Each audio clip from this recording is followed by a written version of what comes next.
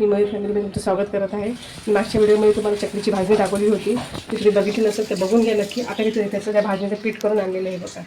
आता आपण चकल्या करायच्या. हे बघा हे प्रमाण सांगते.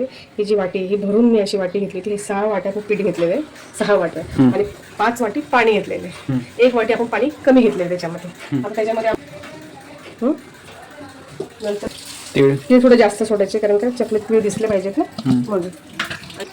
लाल तिखट मसाला तुमच्या आपल्या अंदाजाप्रमाणे घ्या. मीठ सुद्धा आपल्या आपल्या अंदाजाप्रमाणे घ्यायचं. पीठ जास्त कमी कडावण्याचं सगळं मिश्रण एकत्र करून घ्यायचं छानपैकी.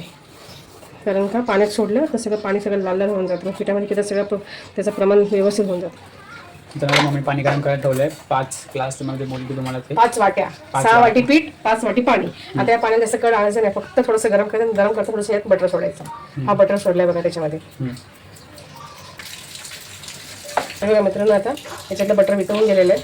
हे बघा पाण्याला कड आणायचा नाही, फक्त वाफवायचं आहे पाणी. आता हे पाणी आपण ह्याच्यात सोडायचं.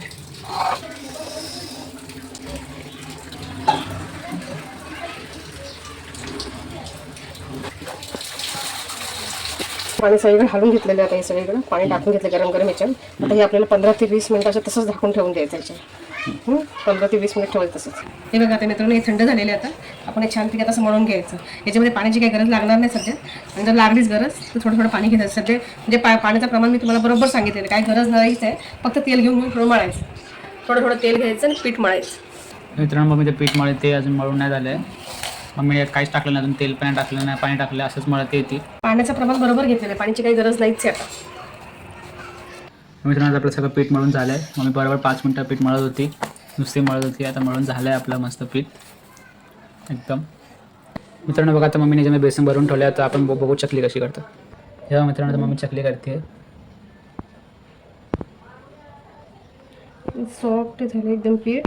त्याच्यामुळे चकली करायला पण तर मेन म्हणजे ना ह्याचे काटे पण छान पडलेत बघा. साचा मस्त काटे आले. नंतर आकारामध्ये येतं. नंतर ना आपल्या कधी पीठ खात मित्रांनो मध्ये तुटतं, त्यामुळे चकली आपली बनत नाही. पण हे पीठ कसं बरोबर मळल्यामुळे पाण्याचं प्रमाण व्यवस्थित झालं ना की चकली सुद्धा व्यवस्थित होणार, अजिबात बिघडणार नाही. आणि मेन म्हणजे ह्या चकलीच्या भाजणीच्या चकल्या आहेत ना मित्रांनो चकली झाल्या आहेत. मम्मीने पटापट 5 मिनिटं सगळं केलं कारण का आपलं पीठ बरोबर मळलेलं होतं म्हणून त्याच्यामुळे एक पण तुटली नाही.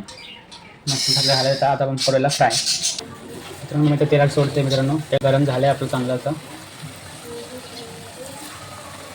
मित्रांनो मम्मीने सगळं टाकलं चकली. आता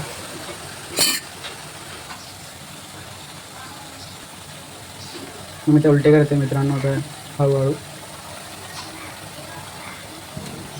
जेव्हा आपण चकल्या टाकतो तेव्हा थोडा गॅस फास्ट ठेवायचा, थोडा गॅस मिडियम करायचा. कारण आतमध्ये शेक लागला पाहिजे ना, तर लाल होती तर शेकणार नाही, नरम पडते.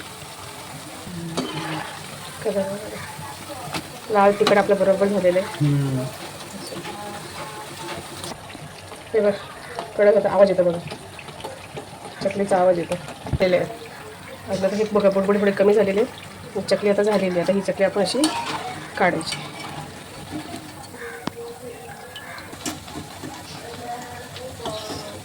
मित्रांनो आपली चकली तयार झाली एकदम मस्त. कलर आला मस्त. टिश्यू पेपर ठेवलाय पण तेल नाही खाली काहीच. हा बघ काही तेल जास्त लागत नाही. तेल कमी.